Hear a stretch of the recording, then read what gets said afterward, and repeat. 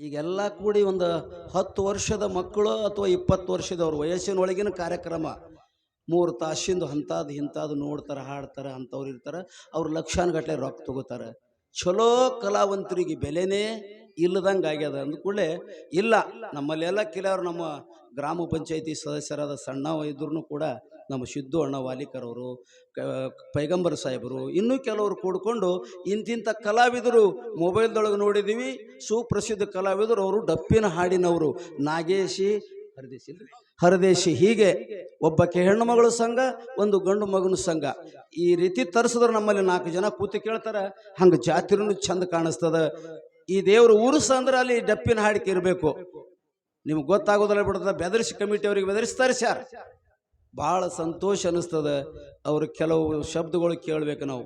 ಬರೇ ಅಗಾಳೆ ಹೇಳಿದ್ರು ಅವರು ಒಂದು ಮಾತ, ದೇವ್ರನ್ನ ನೆನೆಯುವಂಥ ಜನ ಅದಾರ, ದೇವ್ರ ಧ್ಯಾನ ಮಾಡುವಂಥ ಜನರಿದ್ದೀವಿ ನಾವು.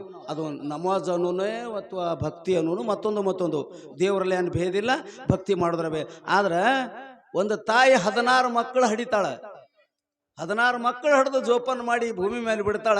ಕೊನೆ ಹಂತದೊಳಗೆ ಆ ಒಂದು ತಂದೆ ತಾಯಿಗೆ ನೋಡುವಂಥ ಮಕ್ಕಳು ಅವ್ರು 16 ಯಾರೂ ಇಲ್ಲ ಅಂತ ಹೇಳಿದ್ರು ಅವರು. ಅದು ನನಗೆ ತಿಳಿಸಿ ಕುತ್ತುಗೌಡ್ರು ಹೇಳಿದ್ರು. ಹಿಂಗೆ ನಾವು ಹಾಡ ಕೇಳಿದೆವಂದ್ರೆ, ಒಂದು ಕಥೆ ಪುರಾಣಗಳು ಕೇಳಿದೆವಂದ್ರೆ, ಟೈಮ್ ಹಾಕಿದೆವಂದ್ರೆ ಅಲ್ಲಿ ಏನಾರ ನಾವು ತಗೊಂಡು ಹೋಗ್ಬೇಕು ಮನೆಗೆ. ಅವಾಗ ಜನ್ಮ ಉದ್ಧಾರ ಆಗಲಿಕ್ಕೆ ಶುರು ಮಾಡ್ತದೆ.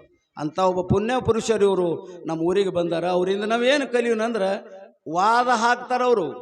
ವಾದ ಹಾಕಿದ್ರೆ ಶ್ರೀಗಂಧ ಕಟ್ಟಿಗೆ ಕಲ್ಲಿಗೆ ತೈದಂಗೆ ಅದರೊಳಗಿಂದ ಗಂಧ ಬರ್ತದ. ಆ ಗಂಧ ನಮ್ಮ ಹಣಿಗೆ ಹಚ್ಕೊಂಡು ನಾವು ಹೋಗ್ಬೇಕು. ಹಣಿಗೆ ಗಂಧ ಯಾಕೆ ಹಚ್ಕೋಬೇಕಂದ್ರೆ ಇಲ್ಲಿ ಪರಮಾತ್ಮನ ವಾಸದ ತನೂ ಆಗ್ತದ, ಜ್ಞಾನ ಆಗ್ತದ ಅಂದಂಗೆ. ಅಂತ ಪುಣ್ಯ ಪುರುಷರಿಗೆ ನಾವು ಕಮಿಟಿ ಪರವಾಗಿ, ಊರಿನ ಪರವಾಗಿ ಸ್ವಾಗತ ಮತ್ತು ಧನ್ಯವಾದಗಳು ಎರಡೂ ಹೇಳುತ್ತಾ, ನಮ್ಮ ಗ್ರಾಮದ ಮಾಜಿ ಗ್ರಾಮ ಪಂಚಾಯಿತಿಯ ಅಧ್ಯಕ್ಷರು ಆಗಿರ್ತಕ್ಕಂಥ